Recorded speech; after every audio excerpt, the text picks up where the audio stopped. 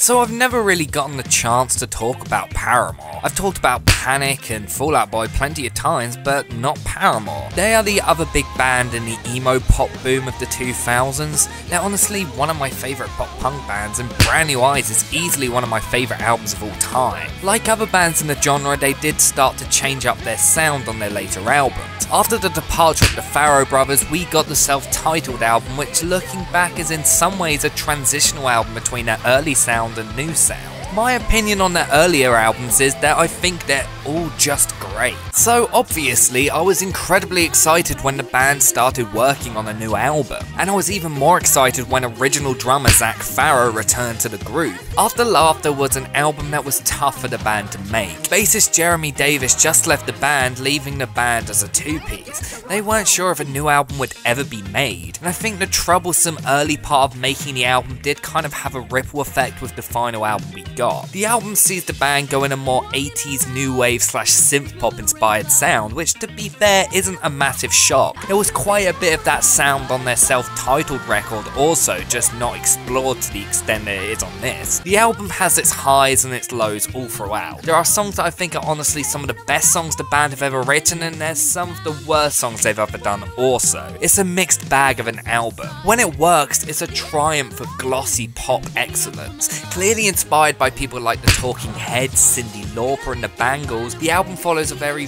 vintage, synth-heavy and lively sound. This is also blended with a kind of tropical island sort of sound as well. The use of the marimba in tracks like Hard Times and Told You So make you feel like you're on a tropical island somewhere lying in the sun. It's a very summer-sounding record in its more cheerful moments. It's a very vibrant and springy album musically, but lyrically the album is probably the gloomiest and most depressing one they've done to date. It makes the song feel a lot more honest and personal. The juxtaposition of the sound and themes of the lyrics is perfectly executed in my opinion. Of course there are gentler ballads on the album also. There are tracks like 26, Tell Me How and my personal highlight of the album, Forgiveness, all of which are beautifully heartbreaking tracks about the loss of hope and dissolution of loved ones. These are the tracks that show off Hayley's vocal skills more than any other on the album. The instrumentation of these tracks are incredibly well composed and elevate themselves above the rest of the record. The track Forgiveness is in my opinion as perfect a new wave ballad can get, with gorgeous catchy melodies, impeccably played arpeggiated guitar notes and dreamy yet lively synths. It's by far the best track on the album and possibly one of my favourite Paramore songs ever written. It's a song about the damage that someone can have on someone and how after the damage is done it's still impossible for them to ever forgive them. Out of all the tracks on the album, this is the one that I think I've connected to the most and already the one I've listened to more than any other. The first single from the album, Hard Times, is probably the most positive and enjoyable song on the album, and it's another favourite of mine also. The first time I heard it, I hated it, but after a few listens, it massively grew on me. The production on the track is sugary and about as silky and sweet as production on a pop song can get. It kind of carries on the catchy pop rock footsteps created by tracks like Still Into You and Ain't It Fun on the previous record.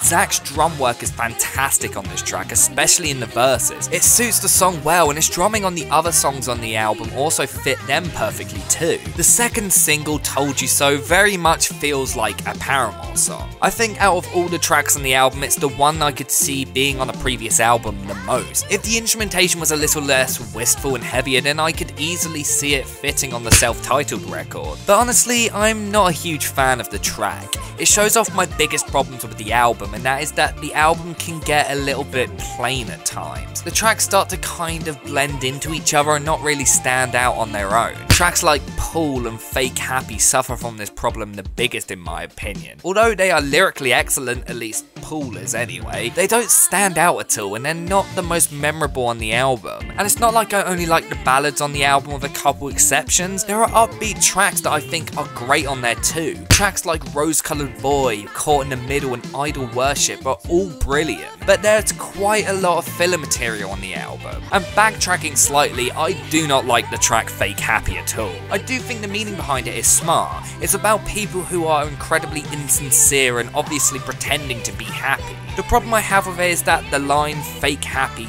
really annoys me. Like, it's just so lazily written and on the nose. But easily the worst track on the album for me is No Friend, a 3.5 minute track which is pretty much just spoken word. Like, there's some repetitive instrumentation underneath and Aaron Weiss from Me Without You doing some bizarre spoken word thing, and it just doesn't work. It's an interesting idea, and if done well, it could have been great. Be Safe by the Cribs is an excellent example of this sort of thing being done in a way that isn't awful. It just kind of feels like an interlude, but it never seems to end. The instrumentation on the rest of the album is really well done. The lively, atmospheric synths are beautiful, the guitar parts are simple yet effective, the drum work is incredible, and Hayley's vocals are just beautiful. Her vocals are a lot subtler than on other albums, which at first I did kind of have a problem with. She is an incredible singer, and I love hearing her scream at the top of her voice, but there's none of that on the album. Instead, she does put a lot more emotion into her performances on each and every track. Her voice is just perfect, and although there are weird moments that don't work at all, I think she kills it on pretty much every single track. So overall, what do I think of the album?